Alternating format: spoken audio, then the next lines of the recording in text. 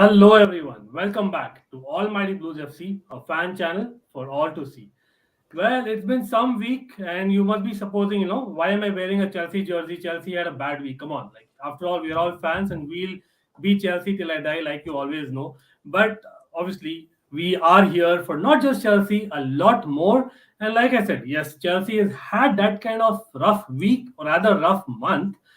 Having said that, certainly there are a lot of things to look forward to as well. Of course, we are having a big London derby coming up that we'll be discussing in this stream. And not just that, Manchester United, a lot of stories every day coming out, and that is something that we've got to discuss. And I know a lot of viewers are there also from Manchester United as in supporters group. So yes, that's something that you look forward to. But apart from that, of course, we are in January, so we are talking transfers for sure. And that top four battle is really up and running, especially after last night, that Spurs victory against Leicester. For people out there who missed it, do check it out. I had put up a video after looking at that, and for me, honestly, yes, you can say it was a controversial video.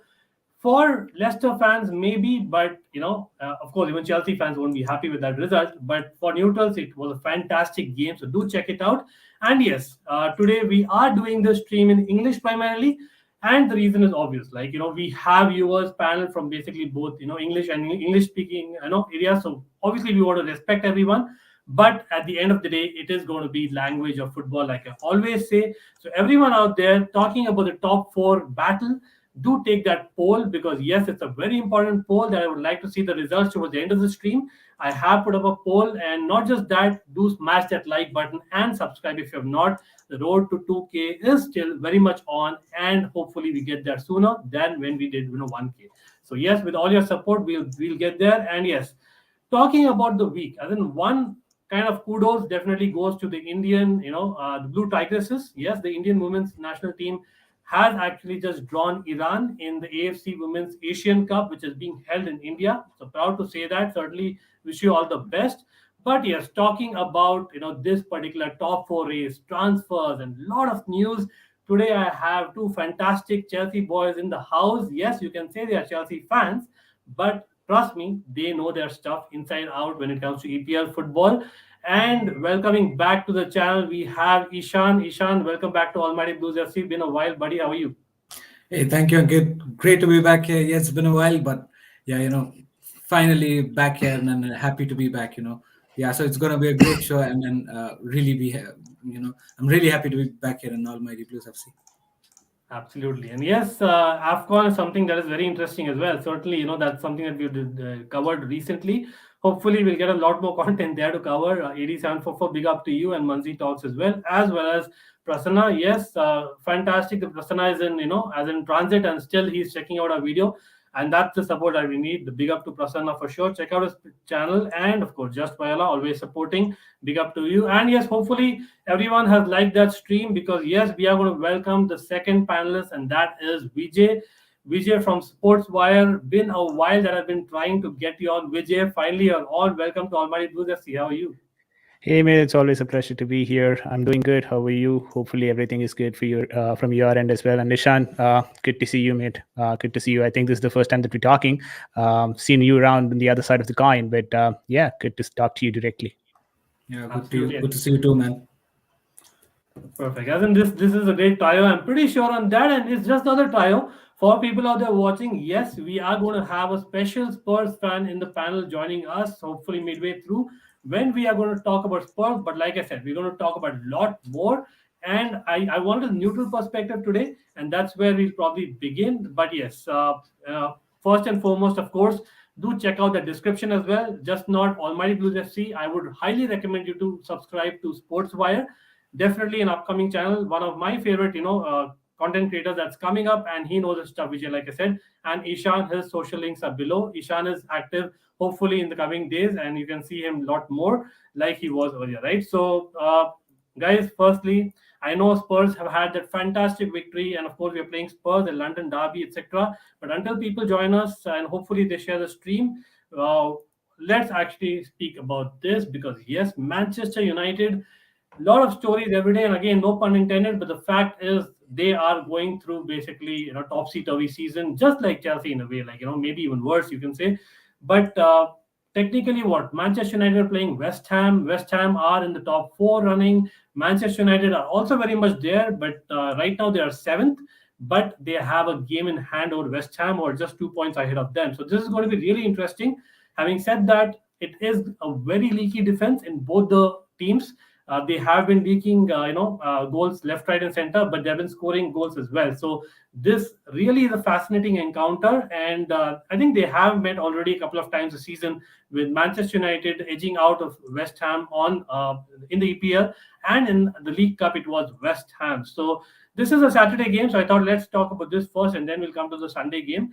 So first and foremost, Ishan, one person that we've got to speak about is got to be Ronaldo.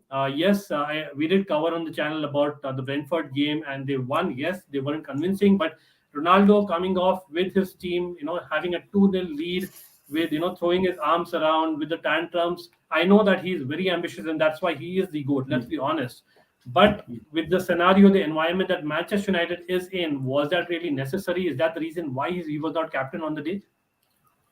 Now, this is a brilliant question because down the line, we all know the fact that, maybe Ronaldo is the guy who might somewhat constrain or restrict the whole Man United team to just open up. He might be the guy who's maybe chaining up things down there, because we know the fact that there are lots of talented players there, and who have done things good for Man United before Ronaldo came.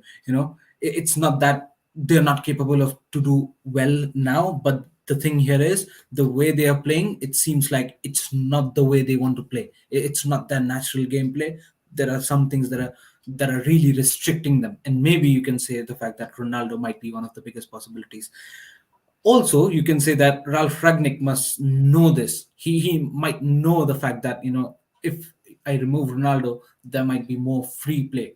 But the thing here is, just like you said, Ronaldo being Ronaldo, you can't bench him much. You can't, put him on the bench much. It's going to be very dramatic, and very difficult for a manager to do that. So they need to find a way. But the thing here is, and a very interesting fact about Man United is, although it seems like they're on a poor run, looking at the position, but that they are under the table. But for the past 5, 6, 7 games, they've got a better track record than us. We are more in a mud than them, so we should be worried more. But the thing here is, Man United somehow, somewhere manages to pull off results. This was Brentford, fine, but if you could see the past few games, they managed to pull off results somehow, and that's one specialty you can say about Man United at this point of time. But yeah, let's not forget the fact that this is definitely not what they want to be, how they want to play. It's not looking good. Things are not fine there as well, and it's not consistent. You know what I mean? I mean, this Brentford game, they won it, but they conceded as well. That's fine, but they won it. But can all the Man United fans put their hand on the chest and say that I'm gonna win the next game against West Ham? Absolutely not. And that's the difference between Man United now and what Man United were, 4, 5, 6 years ago. So yeah, that's a drastic change, man. But yeah, talking about the next game, it's gonna be a crunch game, man. Yeah, as in well said there, for sure. That is basically two sides of the coin, like we always say, right? But Vijay, coming to you, talking about Manchester United itself, like one player who kind of connects West Ham is Jesse Lingard. I know that he hasn't been trusted by Ralph Ragnick, and probably he'll not be used in this game either, is what I'll be really surprised if he's being used. And yes, he has been, I think, already been strongly linked to Newcastle, among other clubs. So, as in, do you think Ralph Ragnick somehow has missed a trick, because he's that kind of player who is, someone who can press, who is basically, one for the team, they say. Is that something that you saw? Because he scored that winner against West Ham as well, and he had a terrific, season last season again, in the West Ham. So somehow, maybe, he probably could have used him more in hindsight. First thing is that hindsight is always a good thing, right? And talking about Lingard, I don't think so. The issue is with the manager right now. The reason why I say that is because it's not the first time that we've seen Lingard being cornered out of a team. Ole had the same constraint as well. It could be also because of the player. There are certain players who do not suit a system, or who do not, play in a big game, or in a big team.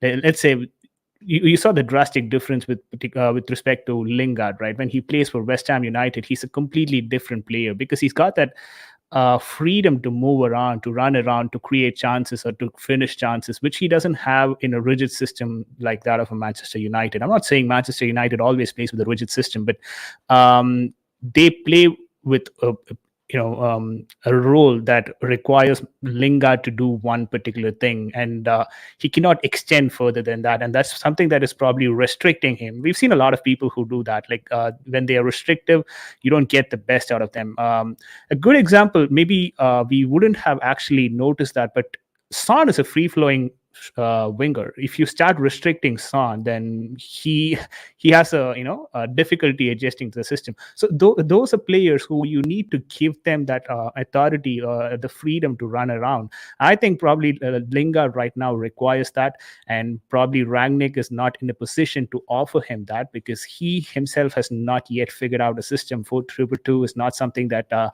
he is currently implementing successfully at Manchester United. He's trying it, but then I don't think so. He either has the required players and also, the players up top who can protect when it comes to playing off each other. So there are concerns with respect to Manchester United. And to answer your question specifically with respect to Lingard, I think it's time for him to move away to a different club and start looking out for opportunities because, trust me, he's a good player.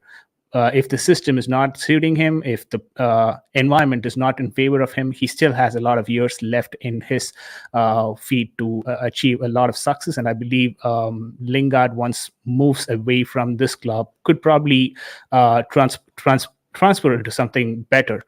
Or maybe there must be a system that could possibly accommodate him. I really wanted to quickly touch up on that Ronaldo factor as well. Trust me when I talk about Ronaldo, it would probably look like I don't respect Ronaldo. It's not about respect completely. I mean that's out of question. Who cannot respect Ronaldo? The thing is, a player doesn't come above the club. It's high time players realize that. It's high time the fans realize that. Right, and now the media is completely outspoken. It's a media frenzy out there. So every single thing is noticed, and single thing is being reacted to. So you probably have to be very careful in how you express opinion. You could still express your frustration going in and talking to the manager in the dressing room. You could still do that. You don't have to every time express your emotions on that pitch because you know that that's not creating a positive environment for the team to perform better in the next game. So there are certain things even probably Manchester United and Ronaldo can take from those games, and specifically Ronaldo should probably take over a lot of things that he probably has to learn in these aspects of things, because I know he's a very good media person, but when it comes to expressing his frustration, he doesn't hold back. It's something that he has to change high time, because he's aging. Let's not forget that. And as and when your form deteriorates, then there's going to be talks, and you have to probably be ready to face that as well. We've seen that with Virat Kohli as well. When everything is going fine, it's all good. Things drop out. That's when probably people use that as an opportunity. Great point. And yes, coming to you, Ishan, but before that, again, people watching, again, do consider sharing the stream. And yes, any questions that I'm putting to the panel, I would really, like if you can also get involved in the chat, because yes, we are all here to discuss. None of us are basically pundits here. We are definitely, here to basically just, express what we feel about the game, and of course, just enjoy the conversation. Hopefully, even you guys can talk about, basically what do you think about Ronaldo, what do you think about, Jesse Lingard, and then another question, which kind of which connects Manchester United and West Ham. It's after all the David Moyes derby. Ishan, let's get it right.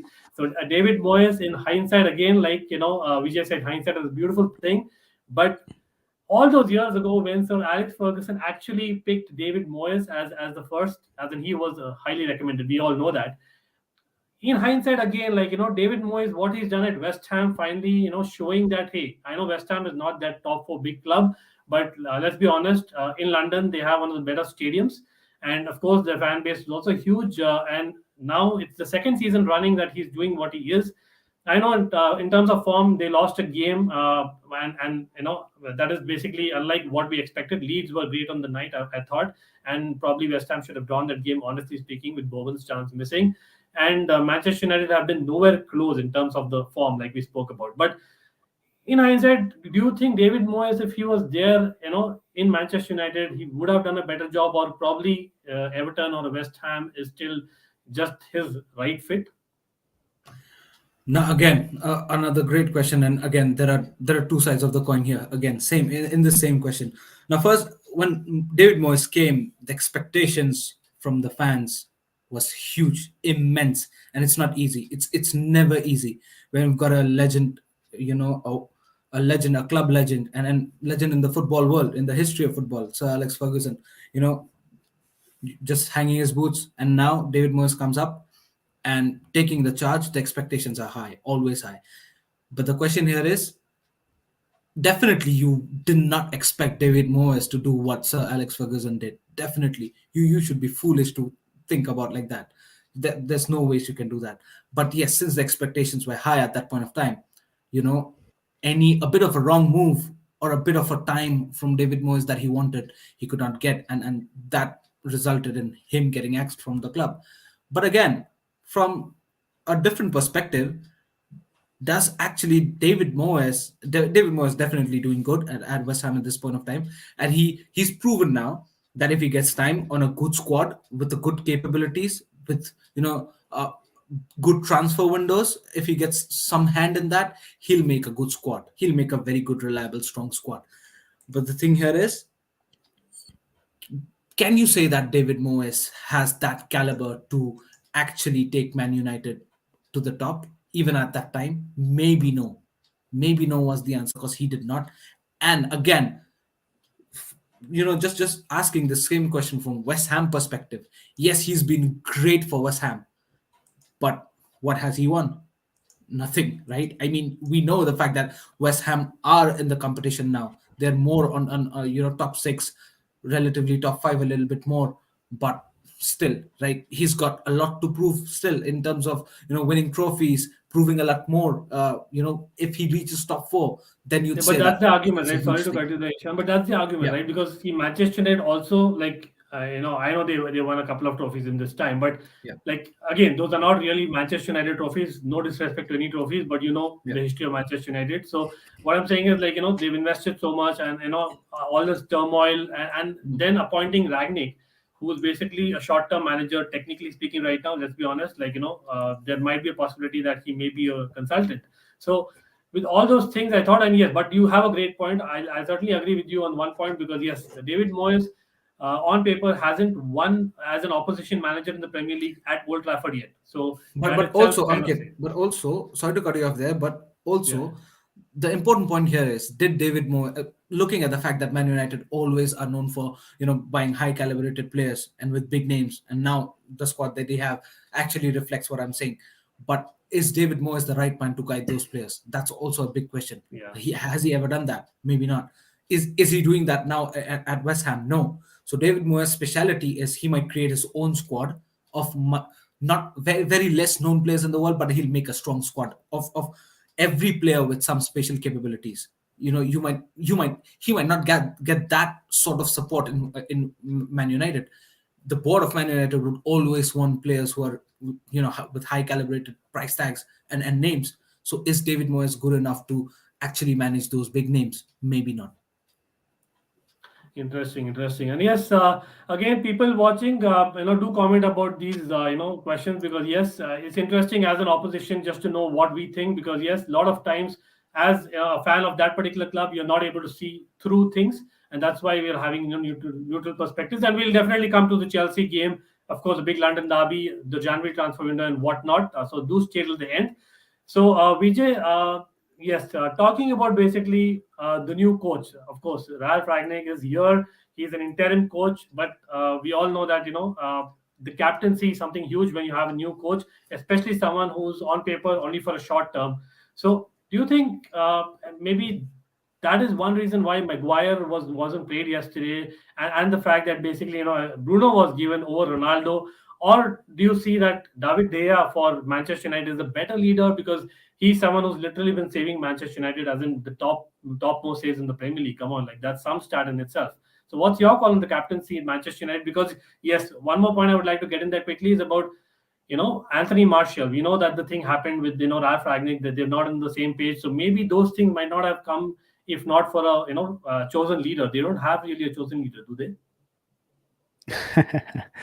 Yeah, not every team will have a John Terry at your back. So, having said that, getting a captain is always difficult. With respect to football, the definition of a captain varies differently, than any other sport. Here, a captain is also one amongst the men, but again, he is not the man. You could still play without a captain on the pitch, and you could, transfer just the captain's armband and expect people to, take up and then, play that responsibility for a limited period of time.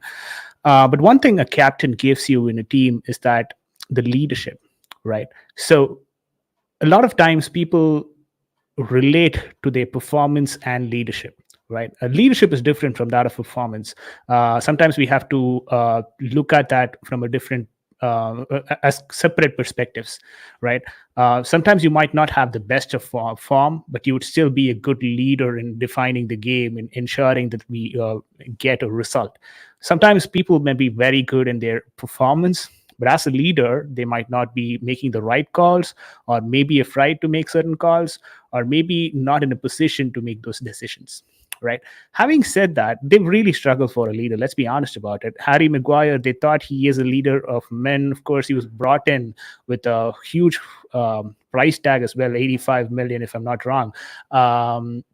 So that kind of always puts a pressure on the player himself, and then you give him the captain's armband as well, and also one of the slowest defenders being regarded in the Premier League on the top 6 sides right now. You could still argue maybe he is not up to the mark, and when your player is not up to the mark, giving him an additional responsibility of a captain is probably only going to deteriorate him further, because that added responsibility also falls on his shoulders, and he always tries to overdo things, and then ends up not doing even the basics, right? And I think that was weighing heavily on Harry Maguire. Taking away that captaincy, giving it to someone else, and then trying to see how he performs could be a very good factor in how he comes back into the squad, how he integrates back into the squad. I mean, there's always a difference between being a leader of men and being one amongst those men and fighting with the team. Let's see if Harry Maguire can do that. But at the same time, if you ask me, have they identified the right captain for Manchester United? I don't think so. First thing is, Glazers haven't even identified the right manager for their club. Then we'll talk about the captain, right? So when you don't have a manager who's being identified, it becomes difficult for that manager to identify a captain. And there, first of all, this manager in itself, Ralph Rangnick, sorry if the Manchester United fans in the house might feel a bit bad about it, but I really wanted to try and understand the perspective of bringing in Ralph Rangnick when you had the same problem with Ole. With Ole, you knew that he was in no position to manage big names like Cristiano Ronaldo, Paul Pogba, or Bruno Fernandes, these names. When you bring in Ralph Rangnick, what basically have you changed? Maybe he's tactically a better manager than Ole, but in terms of your basic problem was managing the squad. Man management was the issue. I don't think so. He's doing a better job at that as well. And he cannot do that. The reason being, he is not a big name. He's not even come out of Germany to manage anything. I have a point. I'll just kind of add to that same point, because one reason I think this probably is something that I noted on is about Ralph Ragnick, again coming down to the contract situation, right, with him as well.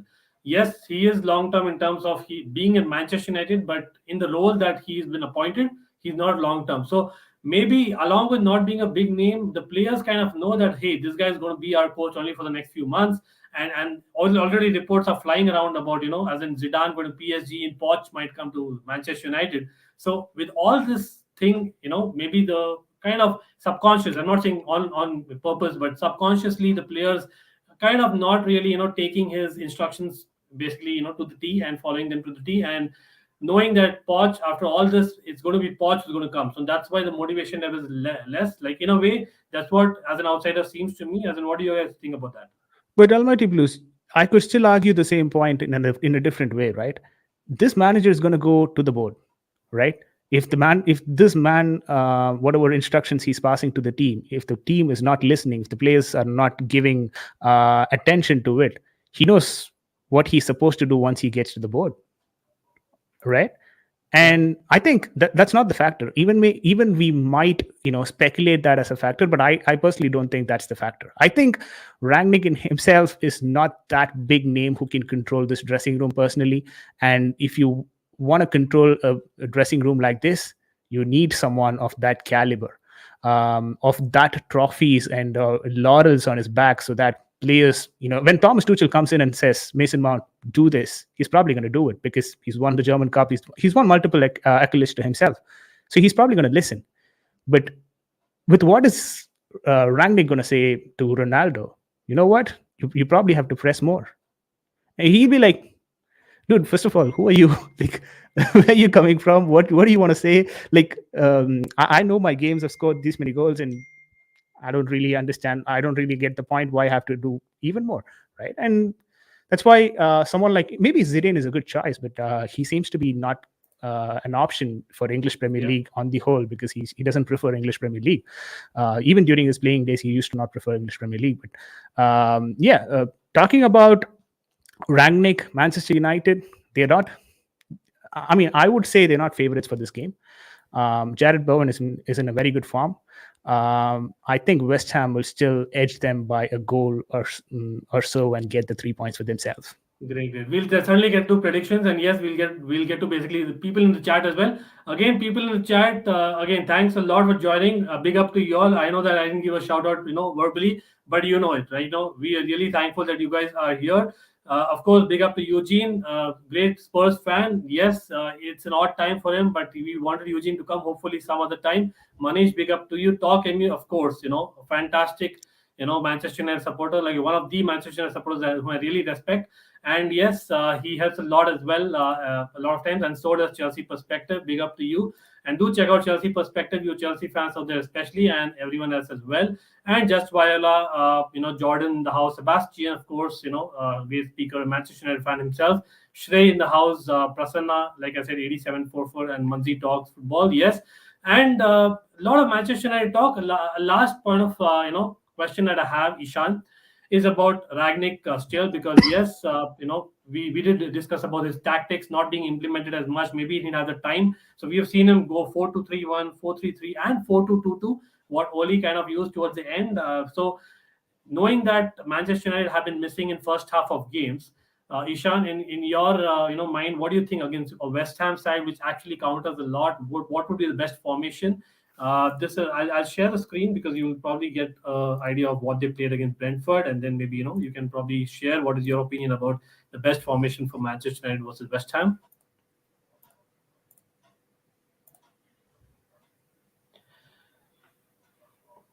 Yes, Ishan, please go ahead. Yeah, so we're seeing here they played with a 4-2-3-1, and I think so. Majority times, even Ole played a 4-2-3-1, and I believe that this formation works for them. But the thing here is, I believe that it comes down to the individual players, how much they're giving it to the team. I don't think so. Fred and McTominay are good enough. I really don't, because there are levels. If you have someone like a Ronaldo, like like a Greenwood, like a Bruno Fernandes, I think so they're definitely missing a Pogba here. Definitely missing a Pogba, and that level has dropped down. You can say that after Pogba left. But yeah, no, talking about the tactics, I think so. Yes, they played well against Brentford, but you can't say that according to that performance they're going to play good or not against West Ham, because West Ham are really good. But yes, they lost the last game against Leeds. It was somewhat a leaky defense from their side, but yeah, Leeds were good as well in that game. Man United have to produce that work rate as similar to Leeds in order to score that much goals against West Ham. Now, Ankit, I think so. It'll be a good game. From both perspective, both teams are on so much vulnerable at this point of time. They're leaking goals left, right, and center. They're also scoring goals as well. Both of these teams, if they get a chance, they are actually going ahead and taking the opportunity. So yeah, I think so. It's going to be a good game, but I think so. West Ham do tend to go on a counter attack, and it's not that they park the bus as well. They try to play a possession style gameplay, but yes, on transition they'll catch you hard on the counter. And I think so Man United as well, they've due to leaking so much goals, they've been conserved a little bit more with their attacking, and then they've tried to hit on counters, and maybe that's why, at the end of the game you saw Ragnick substitute Ronaldo. Maybe he needed the legs for that counter, for that extra bit of press up front. So all in all, I think so it's going to be a good game from Man United perspective. I think so they'll have to produce a work rate of Leeds United to get past goals. That is definitely, it's going to be difficult to score against West Ham. If the West Ham defenders are on top of their form, it's going to be difficult. But again, there are chances for errors from their side, and I think so it's going to be a crunch game, man. Absolutely, and of course, like we mentioned about the leaky defense, West Ham are missing Kurt Zuma, ex-Chelsea player, and of course Ogbonna on long-term injuries. And I think Souček is just back from COVID-19. He might not play, as well as Said Benrahma, who's at the AFCON. And talking about AFCON, Man United have Eric Bailly out at the AFCON, and Pogba is obviously a long-term injury. I doubt if Shaw, Cavani are available still, and so is Sancho on personal grounds, and Van Bissaka I doubt will play again. But yes, a lot of talk there. Again, people in the chat do get in your predictions about Manchester United versus West Ham United. And yes, we'll be talking about the January transfer window and a lot more. But I have to definitely move on to the next topic, and that is basically the London Derby. And that is why I'll be welcoming a London in the house. That's Chris. Come on, Chris. How are you? Welcome back. I'm good, thanks. It's Thanks the so first much time, right? Already you're coming? Yes, yeah. First Thanks time. so much for inviting me on. You came on my channel before the Cup semi-final, and didn't really go very well for my perspective. But Yeah. how you guys doing? Perfect. Yes, and great to actually have you. And yes, people out there, yes, do check out Let's Talk Tottenham. I think the link is in the description. I've definitely put that. Don't worry, even Chelsea fans. I am a Chelsea fan. I'm sure you guys know by now. No secrets there. I like the channel, and certainly there's a lot of content, a lot of positive discussion which also happens, and that's why I have Chris on the channel. Yes, we had Tommy last time. Hopefully, we'll have him again, as well as Eugene. But talking about this game, obviously it is the London Derby that we mentioned. Technically, it is what, third versus fifth. But trust me, the way things are going, it's looking like basically Chelsea are the team which is fifth, and Tottenham are third, at least in the league. And that's the reality, the form that we are having. Like we've lost, I think, 20 points in the last 13 games. Wow, that's like terrible to the core, is what the form is about Chelsea. Like we've literally bottled it. Let's be honest about it in terms of a league title race. Yes, there were a lot of reasons, and we'll be discussing on that. But Spurs under Conte have been unbeaten. So, in leagues at least. So that's something great. Having said that, I think an ex-Chelsea manager hasn't yet come to Stamford Bridge ever and beaten us in the Premier League.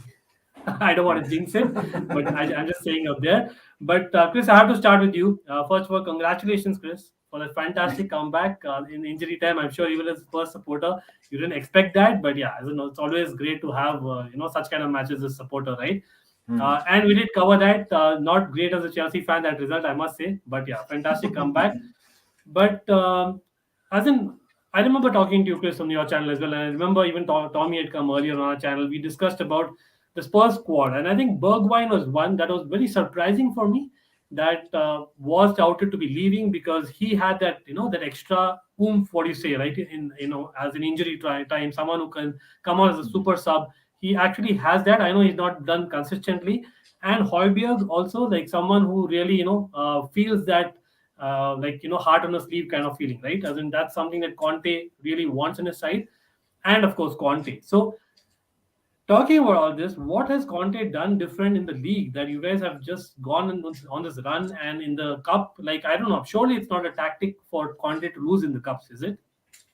No, well, in the league, I think he's just decided that the best way to score goals is to attack teams. Under Nuno, we didn't attack teams at all, and then it was no surprise that we weren't scoring goals. I think Leicester yesterday they're a team that kind of play to our strengths. We're a counter-attacking team. Leicester, certainly at home, go out and attack you, leave gaps there. I think all three of the goals had big gaps for us to exploit there. I mean, the last goal is crazy. You lose a 2-1 lead in the last minute. You don't then give the ball away cheaply, but I don't care. But yeah, in terms of Chelsea, we saw we played you 3 times this season, not scored a goal, and not really looked like scoring a goal. So you know, you mentioned your form there. I don't think you could choose a better team to come to Stamford Bridge if you need to get your season back up and running. But yeah, in terms of Bergwijn, I think he's, I wouldn't say injury prone, but he's had a lot of injuries. And he started off really well for us, and then came that Anfield game. I think it was last season. It was definitely under Jose anyway, where he hit the post and we lost.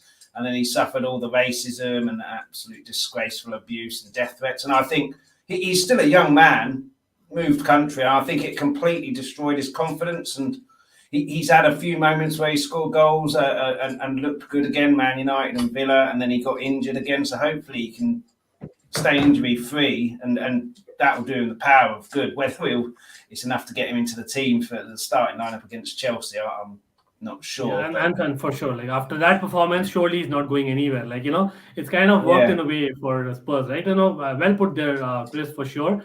But again, like, big up to Sunday League Pundits, a great channel. Guys in the chat, do check it out. They cover all content, and literally all content. I mean literally, and Insane Football Talks as well. Big up to you, like all others in the chat. But yes, continuing on that conversation, let's actually move to Chelsea, right? Because yes, a lot of Chelsea fans in the house, myself included.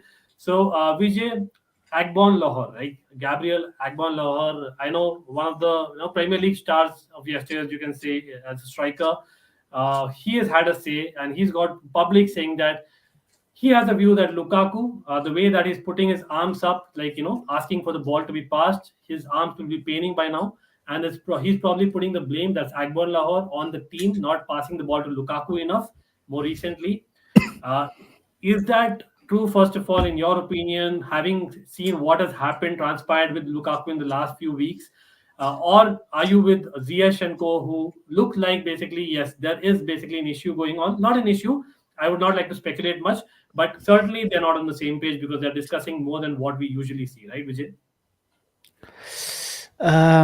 Again, this is what I'd say, right? With respect to modern day football, there's a lot of assumptions and speculations that are bound to happen when players are on the pitch, and even a normal conversation between two people could be taken in different ways if you want to really actually take it in that way, right? And we wanted to find for, I mean, not when I say we, it's not just me. I'm talking about the footballing community right now. They want to find faults, and they're getting those faults with every single camera angle that could possibly that you can focus on Chelsea Football Club. Having said that, with respect to number of balls that is being delivered to Lukaku, absolutely that can be improved. There's no two thoughts about it. Absolutely that needs to be improved. I think we're still struggling to find the system that would better suit Lukaku to score goals. I'm not saying the system should be suiting Lukaku, but I'm saying we should try and figure out a system where Lukaku can score more goals. There's a bit of difference there. And I'd like us to try that sort of a system. And I think it's high time we do that. And of course, he's making certain runs, but how many runs have been clear? I mean, there have been instances where he's making runs and they've been clear as well. But a lot of times his runs are not really that clear.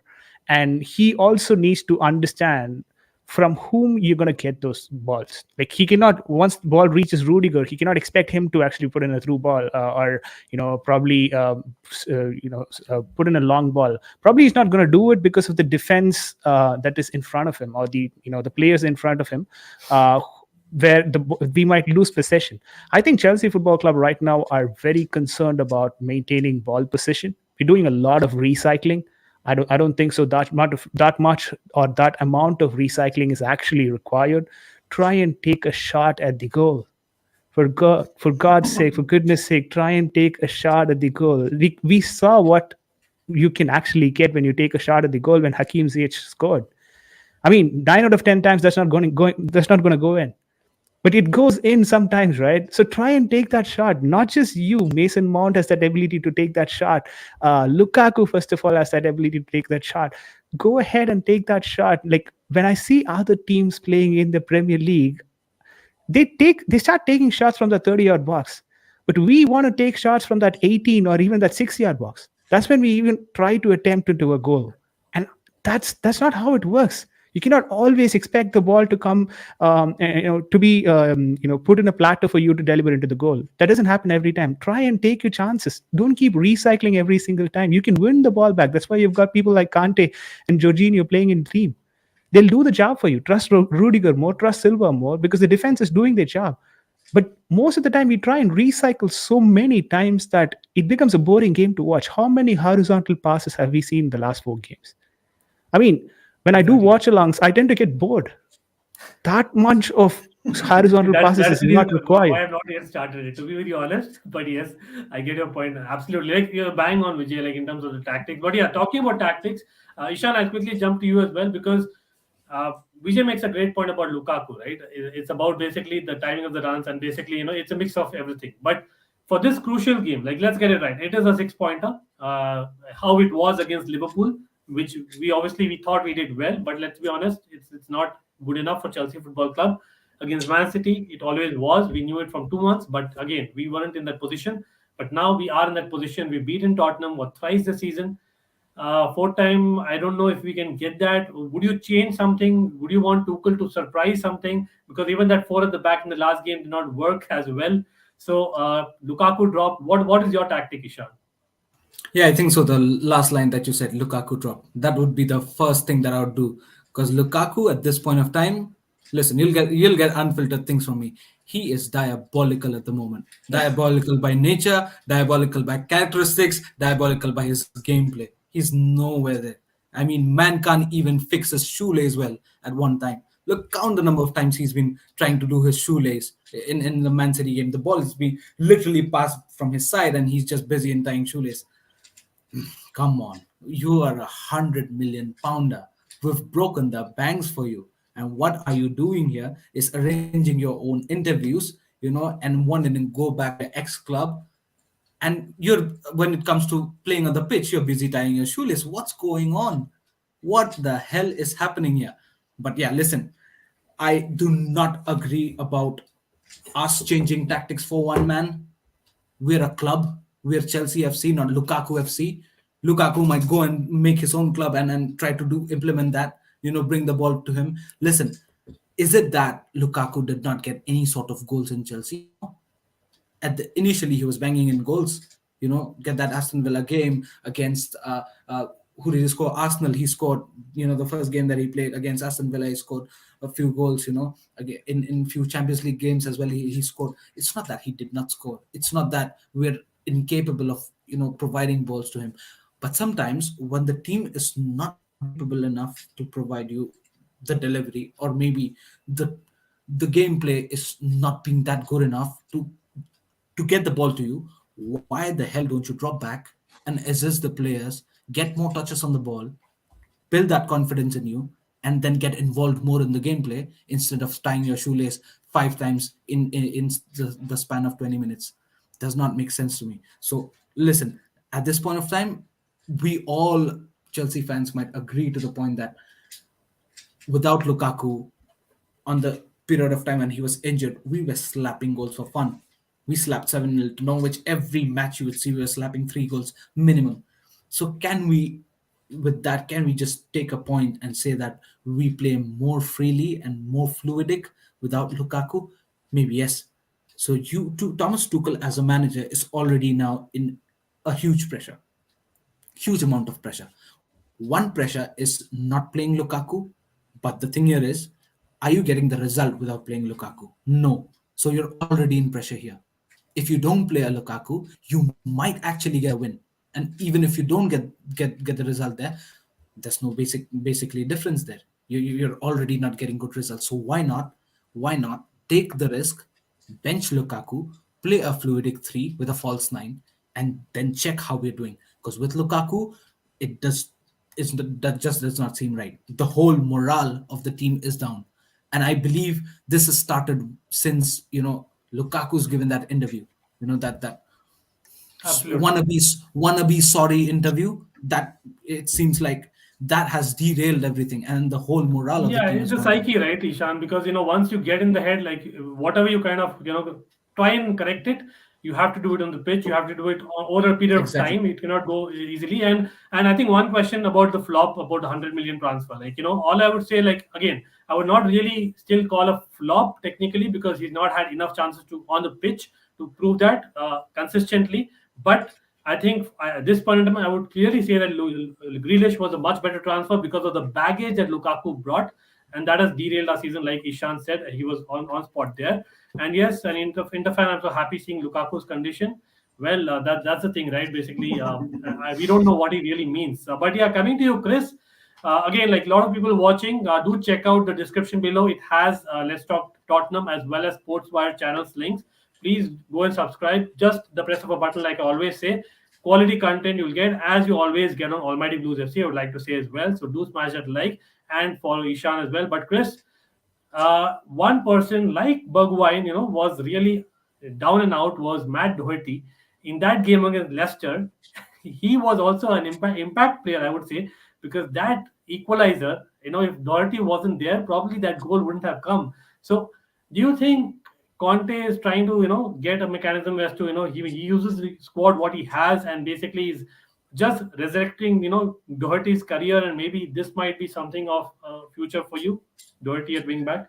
I'm not sure one second half performance can resurrect his career. I actually felt quite sorry for Doherty. He was a right wing back at Wolves and a superb one as well. We bring him in, play him at right back, which it's not a million miles away, but it is a different position, different discipline. And then when you've got Jose there as well, I get the feeling with Jose, if you're not pulling your weight, then there's no arm around your shoulder or anything like that. It's almost like, get out of my sight, don't talk to me again, and then you're kind of frozen out.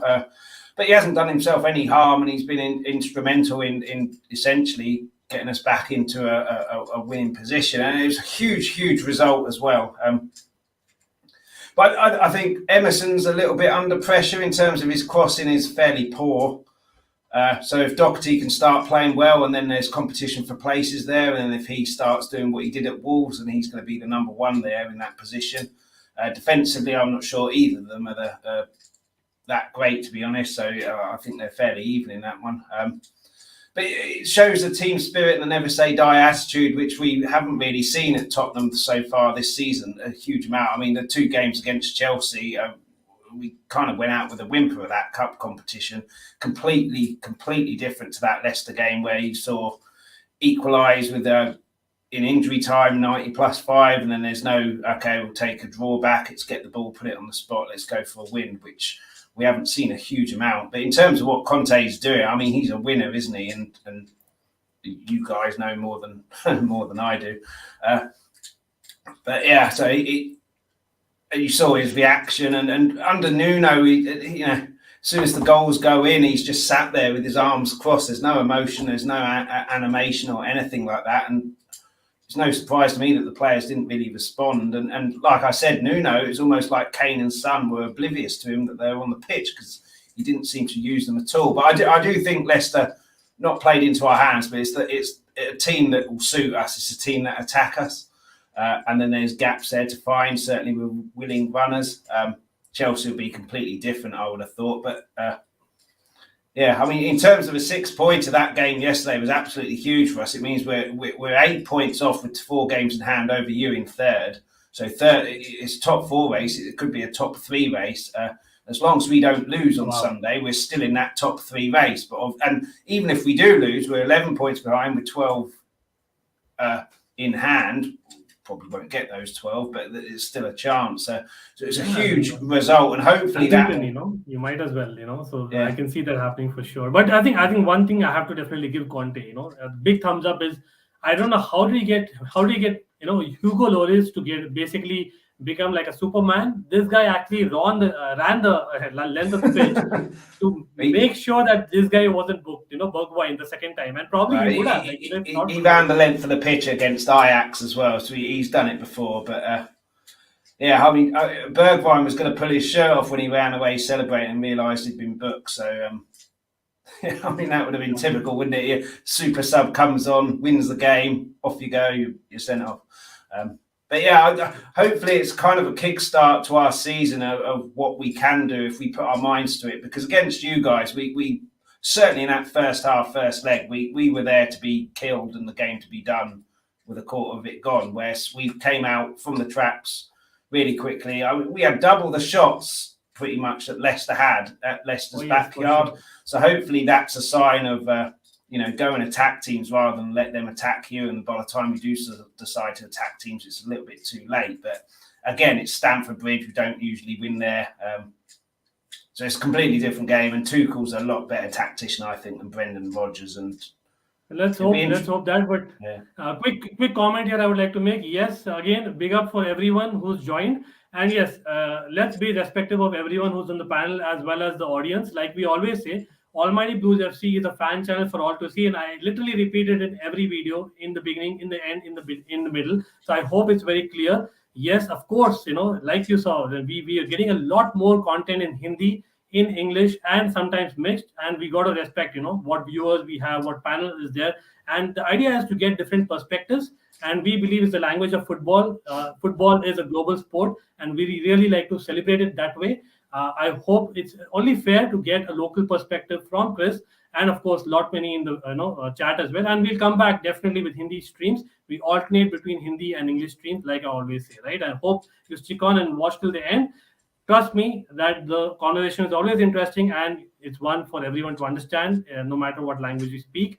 But coming to you, Ishan, it's about the tactics, right? I think Chris mentioned a great point about Tuchel obviously being a better tactician, but Conte being that that energy galvanizer in a way that he's got the Spurs players going.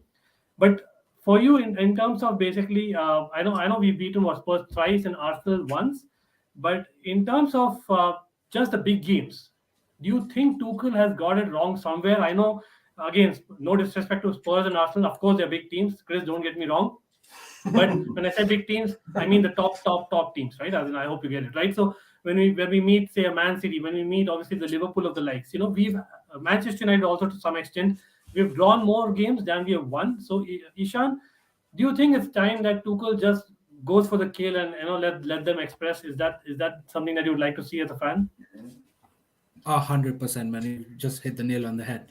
Listen, we've not been good, right? And again, Man City was the game. I'd just like to go back a little bit that we'd expect a high pressing from them. So it would make sense that if you'd say that, yes, we're gonna let's say park the bus and rely on the counter attack. Fine, made sense. But what about the last game against Brighton? We're not in the title race anymore. Since the day we lost to West Ham, I thought we were out of the title race, irrespective of what the maths told me. I thought we were done because City was not losing. So since we're not in the title race, and we showed signs that we can play good attacking football with the back four, with Malang Sarr being at the left back, surprisingly, but we played good. Why not try that? Why not try that? When this is not working, why not try that? Right? But again, coming to the Spurs game, I think so. Like Chris said, Spurs would be the team that we'd like to, take the opportunity and come back on track. I think so. Spurs, for this point of time, at the moment, we would be the best team, to actually be good. You take a result out of nowhere for them, for Spurs, and this would be the perfect opportunity because we do not look good by any angle. We do not look good. Yes, we've not lost the games, but we've drawn so much that it's equivalent to many losses now. It's so much of a draw. And for Spurs, I think so. Antonio Conte is undefeated in the Premier League at this point of time, and the way he came back in the last game, that was surreal. And I think so that shows a lot what Conte is wanting to implement, right? And it's going to be a difficult game. I'm sorry to say this. Yes, we've defeated these guys 3 times and twice for Conte, one with the back 3, one with the back 4. But this time, I think so it's going to be difficult. It's not the same. The last 3 times, the scenario was completely different of what it is at this point of time. Tactically, on team sheet, I still think so we're a better team than them. They've a very, very good game, the last game. But I believe that it's going to be very difficult because the cohesion in our team just does not look good. Just does not look good. Our players just has just got a 2 days rest. So I hope that helps. I just hope that helps, and I pray that helps because I don't want to lose against Spurs at Stamford Bridge. Yes, as in well said there, because it's time that basically, I think there's nothing to lose, honestly, but yeah, there's a little bit to lose for now, as in Spurs are catching up, a lot of other teams are catching up, so that's where tactics are certainly important as well. We can't just go gung ho. But Ishan, just checking to you, as in this was what we played, I think, in the last game. But any changes that you would make in the personnel of the tactics for this game? I think we've not had the presser yet at the time of Yeah, speaking, but I don't see any major changes in terms of the availability. yeah. No, I really want I really want a fluidic front three. Listen, Ziyech, let's not beat around the bush. Ziyech scored the goal, but probably he was the worst player on the pitch that day. And I know people won't realize that because people nowadays in this generation just see goals and assists, and that's it, But probably he was the worst player on the pitch. Hudson-Odoi not good enough. Mason Mount again just looks off form. Lukaku just ghosting around. So why not get a fluidic front three and play with a back four? That's what I want to see. We're already out of title race. Just let's hope to make the gameplay a bit more positive, a bit more better, so that we play more confidently. At this point of time, we're not just playing confidently, man. If we have the possession in our hand, we are not passing well. We're getting dispossessed time and time again, and with silly mistakes. And when we do pass well, we can't finish. Whenever we create chances, we can't finish. We create very few chances and a half, and whenever we do, we just miss it. We can't finish. So it's not working. So why not change a little bit up? And not just by formation but by the players as well.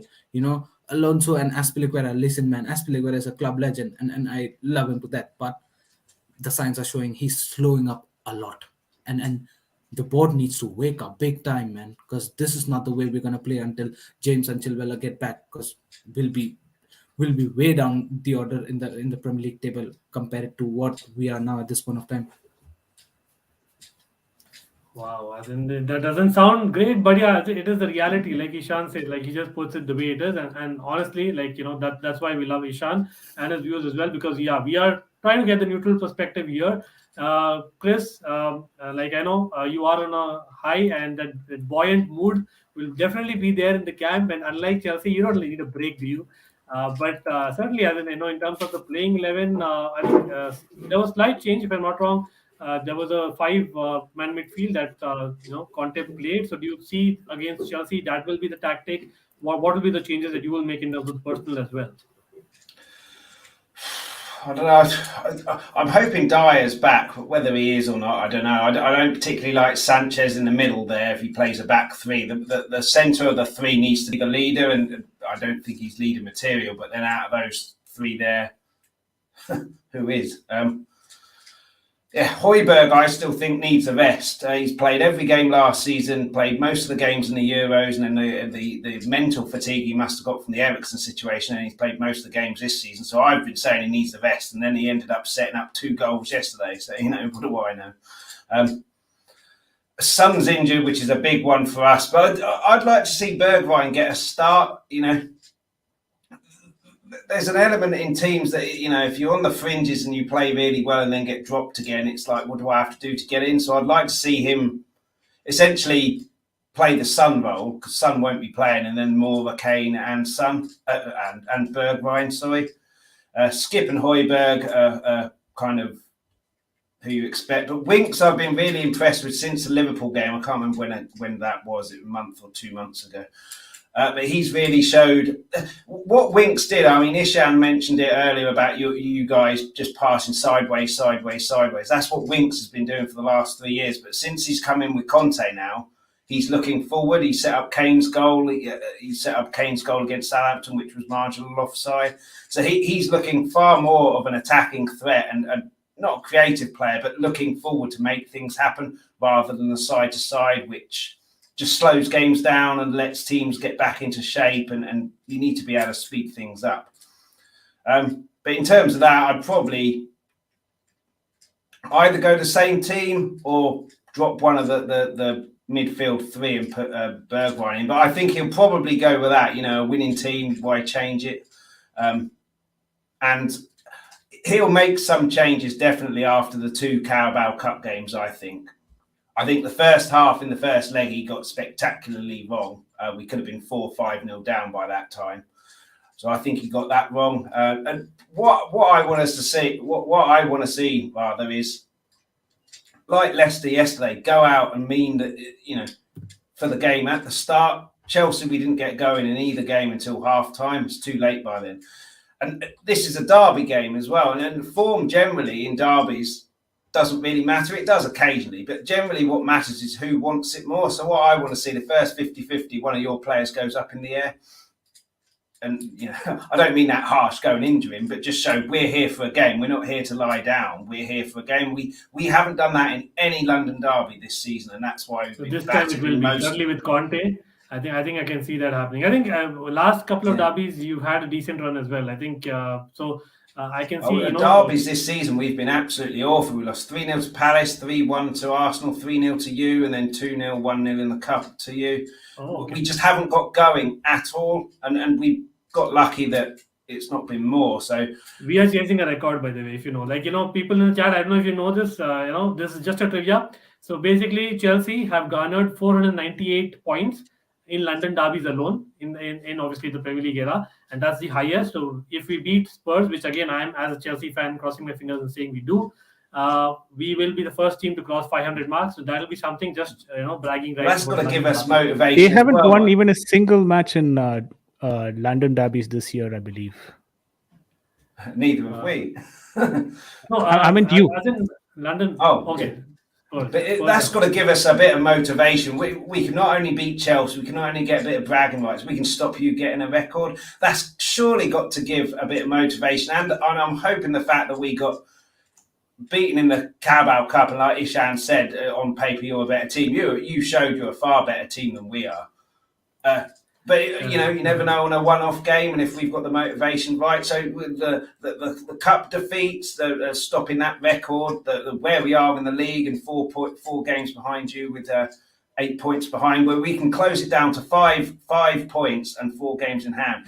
All the motivation should be with us. Conte shouldn't really have to do too much in terms of motivating those players, but we haven't had that motivation seemingly, or what it looks like in London derbies this season.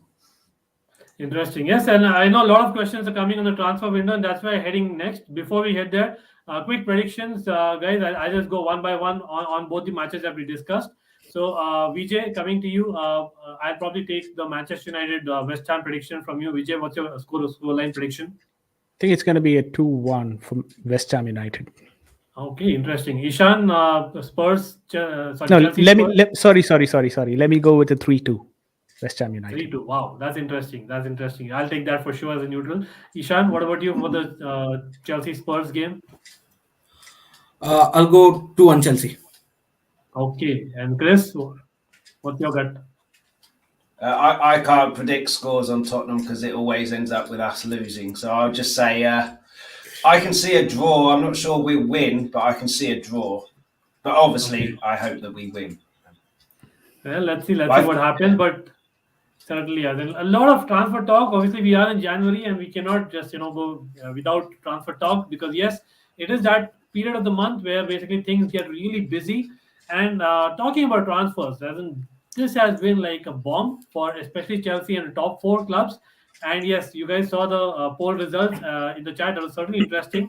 But FIFA is basically going to allow only, I think, 7 to 8 players that will be registered on loan with a certain club starting next year. And that is quite possible. It will be in effect starting next year. So Chelsea, Manchester United, Manchester City have basically double-digit numbers right now, if not more, in terms of Chelsea. But that is a certain huge miss for me, and that may change a lot. So, Vijay, I'll come to you. As in the big news, of course, last couple of days has been Dembele. With Dembele, obviously, Barcelona saying that, hey, you either need to sign the contract extension or you need to leave this particular window. Initially, it was about him leaving the summer on a free.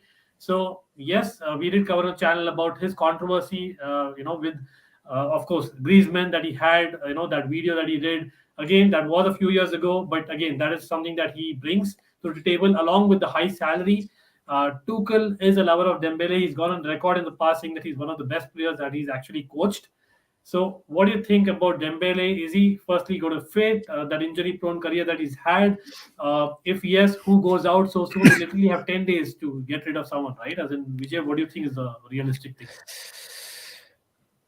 To be honest with you, I wouldn't want Dembele in the team.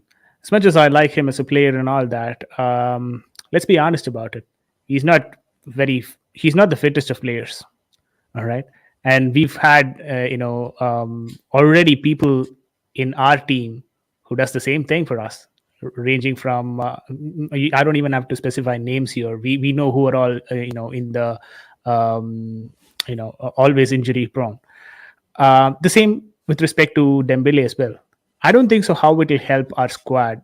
Maybe we'll get a lot more dynamics in that position. But I think the place where Dembele plays, right, for Barcelona or for Borussia Dortmund in the past as well, that's exactly what we've got filled in our team right now. Our team is filled with that position, like those attacking cams, right? Yeah, but they're not doing enough, right? That's the whole debate. Like we all know that Tuchel has gone on record after Man City, especially. Let's look at it from this perspective. Again, I'm going to go purely into business and not into sports of things, right?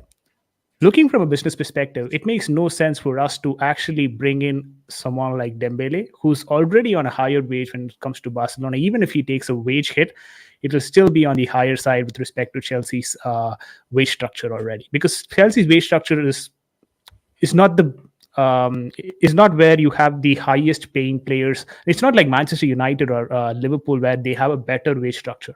When I say better, they spend more. With Chelsea, we don't do that. Having said that, when you bring Dembele, what it basically means is that there is a possibility of even breaking that wage structure. All right. That's one thing that I'm concerned about. And the second thing with respect to Dembele is that he plays well.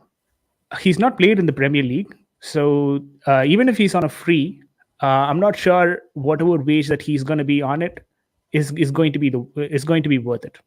All right, I'll be very honest with you. This is my thought process with respect to Dembele. That's a high risk signing if you ask me in one word if I have to put it, or 3 words actually, 3 words if I have to put it. High risk signing. All right, I don't want that. And talking about the finances for Chelsea Football Club right now, we are not in a stable financial position. As much as people make it out to be, we are not in a stable financial position right now. And we've got a lot of contributing factors. I've actually made a complete video on the annual summary report, the club summary report, in my channel previously as well. Yeah, I'll just cut you there quickly. For people out there who are not checked out, I highly recommend that. Like on Sportswire, he's done a great job on that. Yes, please continue, Vijay. Yeah, so we know that we've incurred a huge loss. And I think when you look, okay, that is one thing. And the second thing that we have to probably take into equation is that now you talked about this loan thing, right? This is not something that has come up by FIFA right now. It was in the making last 5-6 months already. So what happened is maybe the clubs are now thinking backwards. They're thinking, oh my God, we've got a lot of players on loan. We now have to fit them somewhere, right? We probably have to fit them somewhere. We cannot sell every single one of them. We probably have to get some of them back into our squad even to accommodate this 9 only loan concept from FIFA. And that could also be a reason where we could even see a lot of sellings from Chelsea Football Club in this, maybe not in the next 10 days, but in the upcoming summer window. And also at the same time, we trying to integrate some of those returning loanees back into the squad rather than going for new signings. I mean, I don't understand why we would want to go for an Ousmane Dembele, if you have Conor Gallagher returning. Does he not give you the same amount or the same work rate or the same energy or the same positional, the same position? He basically plays in the same position. So why do we have to go for a high name signing just because they're from Barcelona? I don't think so. That's my take on Dembele. We will definitely come to basically the loanies as well, because we just spoke about that FIFA new ruling, and we'll come to that towards the end of the stream. But yes, this is a great point from Hardik. Hospital wages will be bigger than, I mean, let's be honest, that's been a lot with Dembele. Even Pulisic, you can argue that, but yeah, not as much. But in the past, as a Chelsea fan from like last couple of decades, I know that the Robin sale that we had was something that till date I know that I remember that how painful that was, and that's something that we missed. Really a chance, and that's something that maybe Tuchel sees in him. But yeah, then let's move on, because another position, and probably like Vijay put it, the more as in we need is someone of a wing back. So Ishan, that left wing back position, no secrets. We need someone. Reece James on the right wing back, maybe back in a month or so. I think he's probably already kind of working towards it. So let's hope that he's back soon. But the left wing back, for me, Tuchel reportedly has said we don't want a new left wing back to be signed. When there were reports of Kurzawa. Yes, I can understand that Ben Chilwell is going to be back by the end of the season, and that's why he doesn't want to basically integrate someone right now. Rather, make do with Emerson after his COVID, hopefully, or maybe Kennedy in the worst case scenario, because there's nothing to lose because Tuchel is the coach after all, right? But my argument here is, Ishan, whoever be it, for me, just a new face would have been helpful. Someone who's not been at Chelsea at all, and that kind of brings about positive energy, positive competition. Don't you think so? Yeah, 100%. I don't agree to the fact that Thomas Tuchel does not want a wing back. I think so. He wants a wing back, but the dilemma here is maybe the Chelsea board is in sort of a confusion here regarding to Ben Chilwell returning and then Reece James returning back. Now we've got Marcus Alonso and Aspilicueta as a second choice wing backs for the respective positions. Now, once we get a new player in, Marcus Alonso, either that new player or either of Alonso and Aspilicueta would be the third choice, and that's where it's becoming a sort of a dilemma here. But like you said, I think so. Thomas Tuchel wants a wing back, maybe not Kurosawa because the relations were maybe did not end up really well. But the thing is, I believe he needs a wing back and probably get both the wing backs, because at this point of time we know the fact that we play in a back three, and in a back three wing backs are, let's say, two of the most important positions. Both the wing backs, left and right wing backs, most important position in the whole formation. Why? They just not add up to the defense, but also in the offensive gameplay they might be the most important guys on the whole team. So get him a wing back. And listen, in a January transfer window, it's always difficult to get players. I know that. But in that case, why not look back to your academy and then just get some fresh legs? I know the fact that it's not good to put pressure on young boys, 16, 17, 18-year-old, 19-year-old. They need to get nurtured more before coming back and joining the big guys. But the thing here is, we're in need now. And if we're not getting it from the transfer window, if we're not getting anyone, at least let's not have the risk of overburning Marcus Alonso, where he's not even, giving that 100% to the team. I mean, the results are not showing well enough, and we do need a player, man. We cannot play the likes of Malan Sarr at the left wing back and left back position. Ishan, Yeah. Ishan, I'm sorry to cut you off there. I really wanted to ask you this question, but most of the time you are, when you talk to Miss, I'm not able to ask you that question because it doesn't get picked up anyways. I want to ask you this question regarding Alonso. Why is there so much of slander with respect to Marcus Alonso? Sometimes I really feel bad for the player. The reason, I'll tell you why. Okay, why I feel a different, I have a difference of opinion here. Thing is, he's been the fittest player for us this season. All right, as much as we hated, he's been the fittest of player for us this season. And we could see him overtaking Lamptey in a couple of occasions in that Brighton game. And he gives his socks off. I mean, that is what you can expect from Marcus Alonso. You know what you can expect from Marcus Alonso. And he's probably giving 20% more just because of the fact that Ben Chilwell is not present there. And he's trying to accommodate that. And he's actually doing a good job at that. We always go back and, the first person that most of the fan base come to react to is Alonso. I mean, trust me, Alonso has been good this season. I mean, not the best, but he's doing a fair job at replacing Ben Chilwell. I can relate to that, certainly, Vijay. Vijay makes a fantastic point. People in the chat, I hope you agree with this, because yes, Alonso, and I'm sure, Chris, you remember as well, Alonso has been basically one of the players against Tottenham over the years. I'm sure, a lot of great. Yeah, I love the guy. Yeah. I love him. Yeah. I'm pretty sure. Yeah. Always scores against us. One guy. I know that this might not be as in an exact comparison, But I think in yesteryears, again, people who kind of watched football in the early 2000s, we were almost a perfect team. But there was this one position where we were a slight vulnerable, and that was basically a right back. It's a Chelsea thing about fullback, right? As in one fullback is your attacking fullback, one fullback has been your defensive fullback. And Paulo Ferreira was that guy. I know totally different build altogether, but he was someone who believed in bombing on rather than defending, naturally.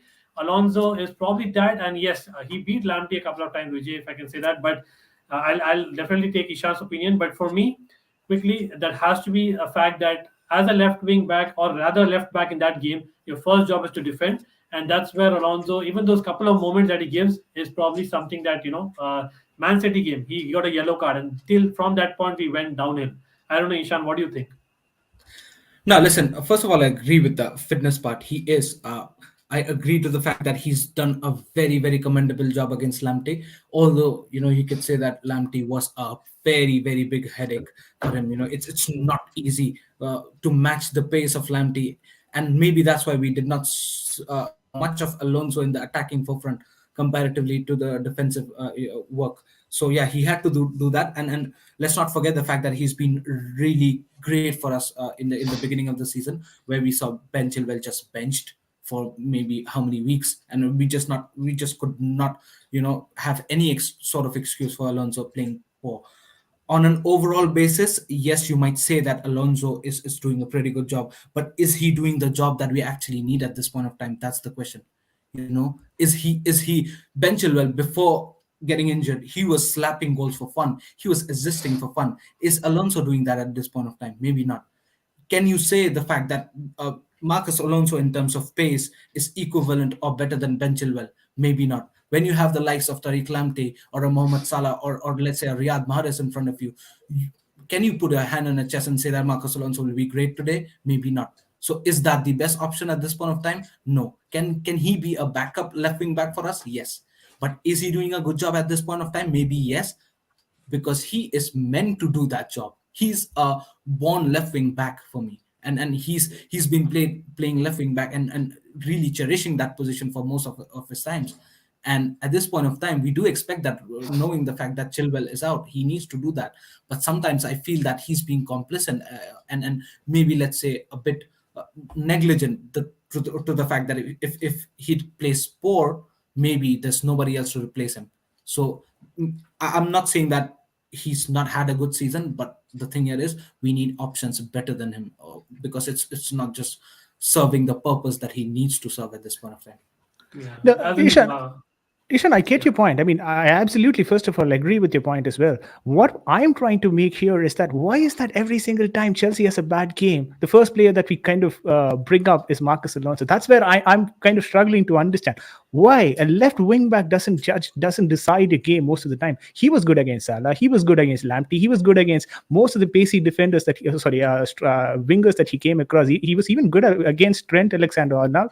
So why that? I'm not even an Alonso fan, but I'm still feeling pity for that guy every single game, getting frustrated that way. Yeah, I think so, because Vijay, the answer to that would be probably the dip in the level of performance that Chilwell provided before the injury to now what we're getting with Alonso. That dip is so gargantuan that you could actually see that we actually need a left wing back. I'm not saying that he's playing bad, but maybe he's not performing to the level that what Ben Chilwell was doing at that point of time. But word of mouth, you might have heard Marcus Alonso. I always hear Jorginho. I don't know why. So maybe these two players are an easy hit for exactly all the fans. Jorginho, the same thing.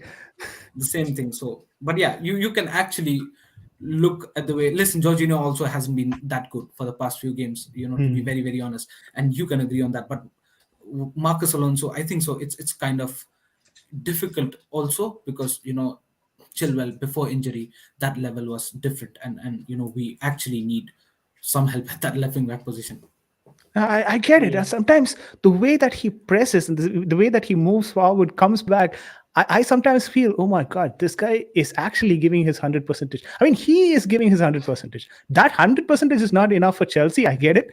But I don't think so. He can give any more apart from that, given his current physical situation and all that. Yeah, That's where I'm exactly. kind of, flabbergasted. I don't know what's happening there with respect to Well, fan club. this Always trying debate to can go on and go on. Let's actually move on because yes, we have a lot of transfers to discuss. But before that, I know Ishan, you have to go, mate. Again, was fantastic having Ishan. Like people who don't know, Ishan knows his stuff. Definitely, comes on the other side of the coin a lot. And of course, Almighty Blues FC has been a while. Hopefully, we'll see more of Ishan again very soon. So, Ishan, any last words that you have to share? And of course, hopefully we win the derby is what I would say. Yeah, no, 100%, man. Thank you for having me again. It was wonderful to talk to you, Chris and Vijay. Hope to be back again, and hope we Chelsea fans get the happy days back. It's not been great lately, but yeah, I hope that we go back to the winning ways, and definitely Ankit will be back. You know where to find me. Just ping me, and according to the For sure. time and schedule, things has been lately busy a bit, and I do apologize for that. And guys in the live chat as well. But yeah, I promise to be back whenever I can. Sure. Thanks, Ishan. And yes, we will be continuing with our transfer talk. And Ishan, big up to you. Hopefully, we see Bye you bye. very Yeah. soon after a win, hopefully, right? And Chris would like that, but yeah, I think that's what it is. But Chris, talking about transfers, Spurs, I know Daniel Levy will be really happy that in the league you guys have got like a winning run, so as to speak, undefeated run. So maybe that's the best excuse for him to say, "Hey, you're doing well. Come on, we don't need any signings." But I know we discussed on your channel that definitely there are certain gaps in the Spurs squad as well. So right now, I know it was like a couple of weeks back that we discussed. Has anything moved on from then? Adama Traore, I think there were a few people in the chat asking about is he actually moving to Spurs? Do you hear something going or Ndombele going out? Yeah, if I not, have send no it idea. us. If not, Adama Traore is not coming to you. Just send it to him our way, no? We will probably use him. Well, I was going to say to the Manchester City fan, if you said why all the hate for Dembele, please go get him so you can leave Harry Kane alone. That's a good shout as well. Yeah. But yeah, in terms of our transfers, I mean, there's so many people in the know on Twitter that I don't really know what to believe now, unless it comes from a reputable source like Alistair Gold, who's a really kind of reliable source for Tottenham or Tottenham official.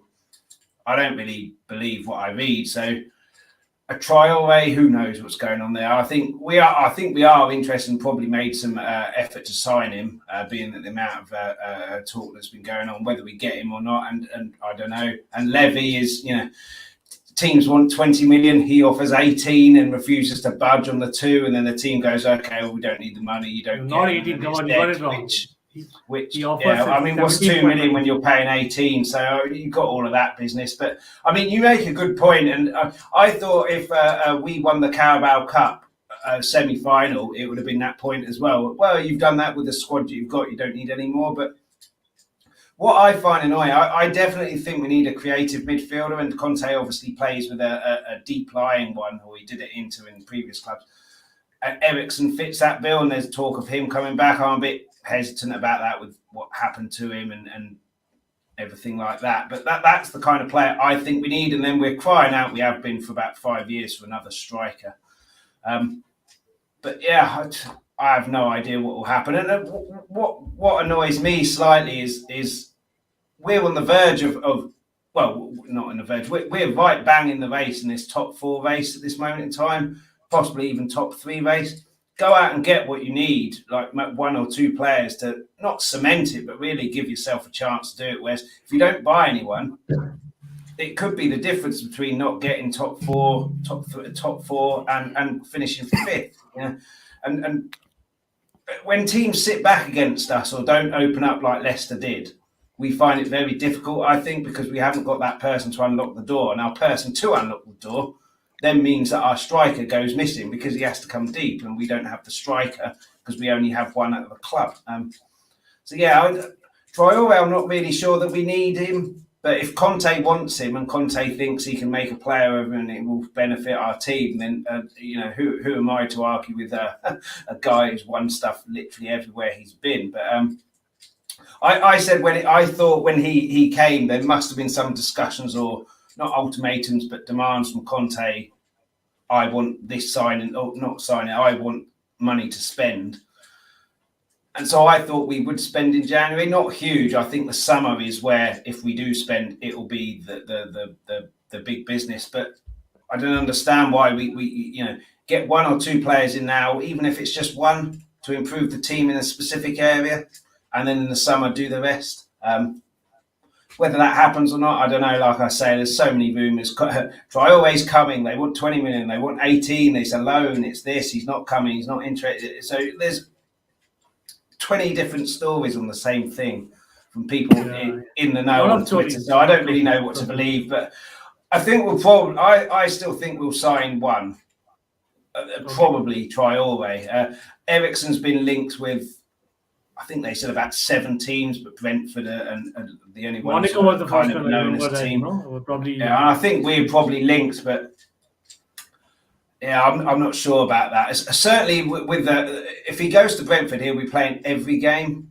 If he goes to someone like it was someone that he was linked with, I can't remember who now. It was a team that don't particularly need him. Probably Villa, because Aston Villa. Leicester, that was it. And they've got Maddison, who's a similar type player. And I'll try to cut you there. So basically, talking about Leicester, and yes, there was a question which was unanswered about basically the Chelsea left wing back situation. Yes, it's still not clear for the left wing back situation who's coming in, if at all there's anyone coming in. But a recent rumor, or rather even today's rumor, is about Malang Sarr going on loan to Leicester City. So that might open up, and maybe we are getting a left back after all. But yes, it's interesting, Chris, that you mentioned about Eriksen, and that's something that we'll look out for. Talking about Malang Sarr and defenders. There's still 11 days left, isn't there? There's a lot of panic. We haven't signed anyone. We haven't signed anyone. There's almost 2 weeks left. But from my point, it's be proactive. One of Alex Ferguson's greatest things that he used to do, and he did it a lot, was certainly in the summer transfer window, all of his players were signed and all the players he didn't want were out before they even went on pre-season training. So by the time the season started, they were all integrated into the team and everything like that. You go and buy someone on 31st of January, it might not be until the 1st of March that he's integrated in and sorted out. If you get him at the 1st of January, you've saved yourself a month. But yeah, I'd hope and expect that we would sign someone. There's one thing which has come up. But our biggest issue is people like Ndombele. He needs to go, I think. He's got tremendous ability. We've all seen that. But his attitude, I don't think it's a good attitude. It's almost like a sulky attitude, which I'm surprised about, being that Mourinho publicly called him out against Burnley and he forced his way back into the team. So I thought that was... Yeah, but before you go, Vijay, I just want to make sure, like everyone in the chat, I hope you're able to hear me fine. So one quick question I want to put in quickly before Vijay comes in is I think one name which has actually come out today, which I was trying to say, is basically Diego Carlos. Now, Diego Carlos is someone that Newcastle was going, big time, have bidden, but there is reportedly, a match of a bid from a London club, and it is not Arsenal. And people are saying it might be one of Chelsea, Spurs, or West Ham. I can see West Ham certainly going for him because of Kurt Zouma and Ogbonna being long-term injuries. Chelsea are having a couple of contract issues. Spurs, I don't know whether they really see Sanchez as that centre-back in the middle of the three. So I don't know, if that is someone that, again, people in the chat, what do you think about Diego Carlos, for people, especially in La Liga, if you're following? For me, he's very error-prone. But I'll take your opinion, Vijay, along with your point as well. Please go ahead, mate. Well, if he's ever prone, he'll suit Tottenham, wouldn't he? Because all of our defenders are ever prone at this moment in time. He's going to surprise us all and go to Sellers Park, Crystal Palace.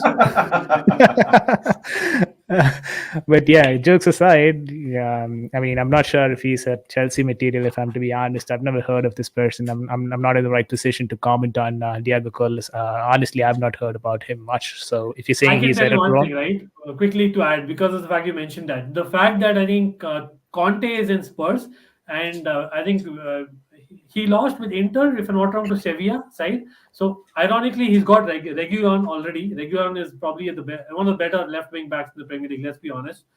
So he's got him. He'll probably get Diego Carlos, and I know Jules Koundé is anytime leaving soon. So probably Conte is wanting that Sevilla team that his Inter team lost to. Just putting it out there.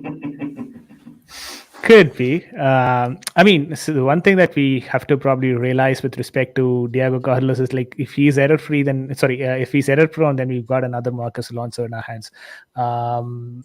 The same could, probably be said for Aspilicueta or anyone. So right now, he definitely is not of a Chelsea caliber, is what I'd say. But yeah, there's a good potential of him Probably moving to Christensen's us. replacement, Vijay, because he's a centre back, right? So Christensen, if he moves on, I don't know, because he's a young centre back comparatively. I'm not sure if we will go for a centre back in the winter transfer window. If I'm being very honest with you, Only if Christensen is deciding to leave for sure, which will be clear, I believe, in the next week. But still, he would have to leave in the summer, right? So he's not going to anyways leave in the next 6 No, months. so that's what I said. So the equation here is Malang Sarr goes to Leicester, is what has come out today. And basically, Christensen has decided that he goes out in the summer. And then you obviously need a succession plan, even for this season, because of Malang's situation, who can play centre half. So that's where he'll give time for someone coming from other league to settle in. And that's where, probably this could be Chelsea. Again, these are stories and speculations. I just want to know your opinion about this. I think Jules Koundé looks more realistic with respect to Chelsea Football Club. It could be realistic, or it could be my, my aspirations to get him into the club. It could be either of it. I could be going biased there, but yeah, he seems to be a good option, Jules Koundé. But Diego Carlos, since I don't have any insight on this particular player, I'm going to refrain myself from commenting further on his performance and all of that. So, or any club he would be suitable for, because I honestly don't know. No problem. As in, yeah, again, certainly I'm seeing a lot of errors, and I know that a lot of La Liga fans are in the house as well. So that's why, again, people who kind of follow La Liga, and of course, yes, Barcelona. Honestly speaking, like the Dembele was a bigger story that we had. Yes, a lot of links are coming through Barcelona ins. But I think until the Dembele situation is sorted, I don't think Barcelona will invest anywhere. From what I But see. where are you getting your money, mate? Where are you getting your money from? They've taken a huge loan. They've taken a huge loan. So basically, then that with what as collateral? That's something that only as in Laporta knows. Anyway, yes, Koundé better of the two. Still, only in summer it'll be possible. Yes, that's the thing, right? If Carlos moves, I don't see Koundé moving, and I think Vijit has a great point about Koundé not moving right now in the winter transfer window. And I think talking about other clubs, yes, let's not stick only to Chelsea and Spurs. Man United, I think Martial, for you guys who don't know, might be going to Juve, because Juve obviously have Chiesa out for a good while. And Arsenal, one of the comments that I did notice is about Arsenal having the transfer window for many a times that they've not had. Honestly, they've had out. They've had Kolasinac out. They've had Amari, who's being loaned. I don't think they have had such great names this winter season. But Aston Villa, of course, they've done brilliantly. Liverpool, they are linked, very strongly linked, with a Fulham youngster, Fabio Carvalho. Now, for people who follow the championship, I know it's championship, and you'll say Fulham basically are Norwich in the championship. Fulham have scored goals left, right, and center. I think they've created some kind of record in the last few weeks with as in Silva there. As in, he's a great coach, honestly speaking. But again, I don't know what happens to him in the Premier League. So it'll be interesting about investing in the youth, and Liverpool. I can see doing that. I don't know, like out of all these deals which have happened, which are going to happen. Chris, quick shout out lastly. Which do you think is likely, which will happen this particular transfer window, which will be like, wow, what a transfer? Are you seeing anything happening? Not really. It's been a really quiet one, really. Generally, transfer windows need a big deal to kind of get the ball rolling, and then it's like a tumbling rock. They all happen after that. But it would be someone like a Newcastle who make a big signing because they need to, really. I mean, although the big players won't necessarily go to Newcastle now because they're in a relegation scrap. So, I don't really want to go there because next summer I could be in a relegation battle. But yeah, and City, I mean, I know Ishan said about you being out of the title race. I'm not really sure there is a title race at the moment. Everyone's playing catch up to Man City. They won't sign anyone because they don't need anyone. Thinking, trust me. Yeah, Liverpool, I'm not sure they will. Obviously, they're going to struggle at the moment potentially for the next few weeks because they're big hitters at the AFCON. When they come back, they'll be full strength again. I can't see any huge transfer that like leaves people's mouths on the floor. I think the most likely would be someone like a Traore to Tottenham, because it's just been going on for almost a month now. Yeah, that will be something interesting. But yeah, so I think there might be a bitty transfers, like the 20 millions, maybe up to a 40, but no one that will make people go, oh my word, I can't see that. Yeah, I don't know. Again, big up to Chris from Leicester Till I Die TV. Again, people out there, a lot of people in the chat are there. Leicester Till I Die TV, Chelsea Perspective, Insane Football Talks, Rich Sports, great channels. And of course, Vijay, that is Sports Wire, and Let's Talk Tottenham, and Almighty Blues FC. Do subscribe, just the press of a button. But I'd like to end with a prediction. Of course, there's a match happening tonight. And yes, a lot of other matches. We didn't go in detail about Man City. Yes, Mr. Phenomenal, you've been waiting for Man City. Honestly, Man City don't need a signing. Come on. I know succession planning will say, but for me, Palmer, he looked great. A youngster who's come on, certainly. But I can see certainly, Man City just continuing with that. And I think even their second team right now are doing fantastic. Only thing I would say is about, yes, you can say Man City missed out on the Carabao Cup, the Man City Cup, but again, you're not going to judge your season based on that. So I think you're good. In terms of basically even the prediction, I can see Man City winning this weekend. No two ways about it. Again, yes, absolutely no hate. Come on, man. We love every team here, but yes, we have a certain more love for certain teams. I mean, that's me as fan, but yeah, that's all it is. No hate whatsoever. But Vijay, quick prediction from you. It's Arsenal versus Liverpool. It's at the Emirates. First leg, it was 0-0, so it'll be interesting. What do you think? Yeah. You know what? It's a difficult for me. It's a difficult prediction for me. I've never thought of any prediction this hard, but both the teams do not have their main players right now, and both of them are going through different phases. One is in good form, or the other one is doesn't have the necessary players. I think it's going to be a Liverpool win towards the end. Are you going to give me a gift or something if I predict it right? I think we are definitely having a prediction league. Trust me, I think that's building it. But yeah, I think definitely that's. If not, I'll just say 2-1 for okay, Liverpool. Let me put it this way, right? Okay, okay. I'm going on record, people. Like, if in the next couple of months we go to 2K subscribers, I am promising a gift for Vijay if he gets it right. Let's put it this way. So let's get to 2K, everyone watching, and of course, Sports Wire and Let's Talk Tottenham as well. But that's a good prediction. Again, like a lot of discussion, we can go on and on about transfers, a lot of predictions as well, and we'll come back for sure this weekend like we always do, and coming up with a lot of solo videos. Hopefully you all are liking it. Any feedback we're open to, as always. We are a fan channel for all to see, but yes, thanks a lot for coming on, everyone in chat, but more importantly the panel. Yes, Ishan had to leave early, big ups to him as well. But quickly, Chris, I'll give you the platform. The platform is yours, mate. Anything that you would like to share about the match coming up, what you're looking forward to, and of course your channel, please go ahead. Well, like our match, obviously I want to win, but I just want to see Tottenham come out of the traps and really mean that business, and first 50-50 going hard, show you they're in for a game, and hopefully we can get a win. But like 1-1 draw there, that wouldn't be a bad result for us. In terms of being invited on, thanks so much for inviting me on. Great to talk to you, and Vijay and Ishan as well.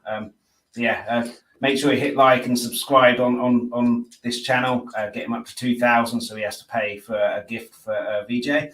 And and then you fancy listening to talk about Tottenham, then head over to Let's Talk Tottenham on YouTube. Give a like and a subscribe. Appreciate it. Yeah, and like I say, thanks so much for inviting me on, and great to be on. Always. And hopefully we'll have more discussions. Anything, Vijay, that you would like to add? Of course, people do check out the link below for Sports Wire as well as Let's Talk Tottenham. Yes, Vijay, the platform is yours. I'd like to see a Chelsea win tomorrow. It's been a long time that we won in the Premier League. So, it's good to always witness Chelsea winning games. I think we'll get a win tomorrow. Having said that, yes, please check out my channel as well. It's been going good. We kind of bring in an overall perspective, not from just the footballing perspective. We try to round it up as a club with respect to Chelsea Football Club. So if if you've got some time, just go check that out. And let's keep up the good work, both Ankit, Chris. Perfect. Again, everyone, do take care of yourselves because yes, we are still not in the normal zone. Hopefully, very soon, but looking forward to the weekend and we'll be back very soon. Do press that bell notification icon, helps the most. Trust me on that. Until next time, take care, up the Chels, and peace out. Come on, you Spurs.